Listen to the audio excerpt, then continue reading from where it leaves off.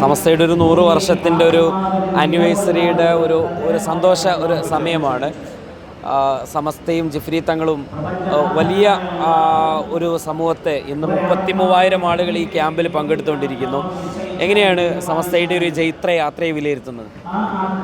സമസ്ത പൂർണ്ണമായും എനിക്ക് തോന്നിയിട്ടുള്ളത് ആത്മീയതയിൽ അധിഷ്ഠിതമായ ഒരു ഭൗതിക ജീവിതം എങ്ങനെ മുന്നോട്ട് കൊണ്ടുപോകാൻ കഴിയും എന്നുള്ളതിൻ്റെ ഒരു വഴി വെട്ടി തെളിച്ചു കൊടുക്കുന്ന ഒന്നാണ്. വർത്തമാന കാലഘട്ടത്തിൽ ഏറ്റവും പ്രസക്തമായ കാര്യവും അതാണ്.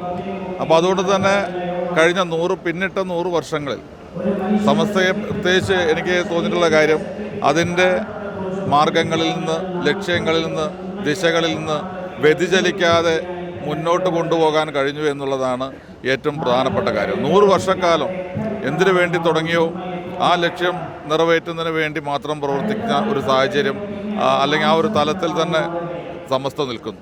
അതോടൊപ്പം തന്നെ ഭൗതിക ജീവിതത്തിൽ നമുക്കറിയാം, വിദ്യാഭ്യാസ രംഗത്ത്, കാരുണ്യ പ്രവർത്തനങ്ങളുടെ മേഖലയിലൊക്കെ സമസ്ത നടത്തുന്ന ഇടപെടലുകൾ വളരെ വളരെ വലുതാണ്. അതോടൊപ്പം തന്നെ നമ്മുടെ ഒരു ബഹുസ്വര സമൂഹമാണ്.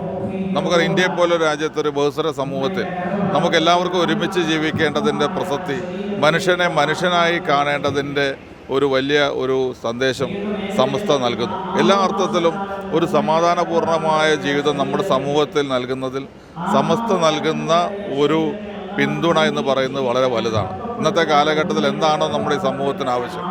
നമ്മുടെ കാലഘട്ടം എന്ന് പറഞ്ഞാൽ വിഭജിപ്പിക്കാൻ വേണ്ടി ഒരു ഭരണകൂടം തന്നെ ശ്രമിക്കുന്ന ഒരു കാലഘട്ടത്തിലാണ്. അപ്പോൾ ആ ഒരു കാലഘട്ടത്തിൽ സമസ്ത നൽകുന്ന സന്ദേശം സമൂഹത്തിൻ്റെ നന്മയ്ക്ക് വേണ്ടിയുള്ള, മനുഷ്യരെ ഒന്നായി കാണുന്നതിന് വേണ്ടിയുള്ള ഒരു വലിയ സന്ദേശമാണ് സമസ്ത നൽകുന്നത്. അതുകൊണ്ട് തന്നെ വളരെയേറെ പ്രസക്തി ഈ ശതാബ്ദി ആഘോഷവേളയിൽ സമസ്ത ഉയർത്തിപ്പിടിക്കുന്ന മുദ്രാവാക്യങ്ങൾക്കുണ്ട് എന്ന് സൂചിപ്പിക്കുകയാണ്. അതിൽ ജിഫ്രി മുത്തുക്കോയ തങ്ങളുടെ ഒരു നേതൃത്വം അതിനെങ്ങനെയാണ്?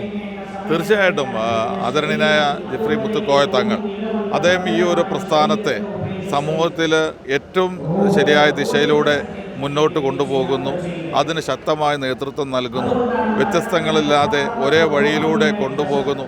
ഒരു അസാമാന്യ സംഘടനാ പാടവം നമുക്ക് ജിഫ്രി തങ്ങളിൽ കാണാൻ കഴിയും. ആത്മീയതയുടെ ഏറ്റവും പരമപ്രധാനമായ ഒരു തലത്തിൽ നിൽക്കുമ്പോഴും സംഘടനയെ അതിൻ്റെ കെട്ടുറപ്പോടുകൂടി മുന്നോട്ട് കൊണ്ടുപോകുന്നതിൽ ജിഫ്രി തങ്ങൾ വഹിക്കുന്ന പങ്ക് വളരെ വളരെ വലുതാണ്.